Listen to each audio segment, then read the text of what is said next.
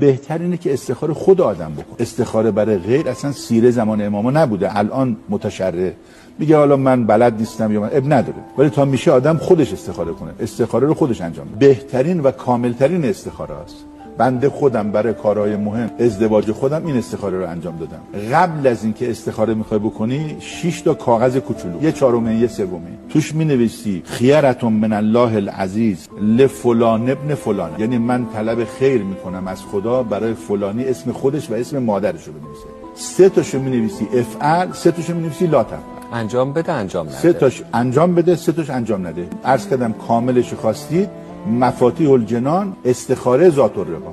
2 رکعت نماز میخوانی، این کاغذا رو زیر سجاده میذاری، بعد از سلام نماز سجده میری 100 مرتبه استغفرالله برحمته خیرتاً فی عافیه. بنده فرهزاد خیلی بعید میدونم کسی با این همه کارا خدا جوابش نده. من میگم دشمنش هم باشه خدا جواب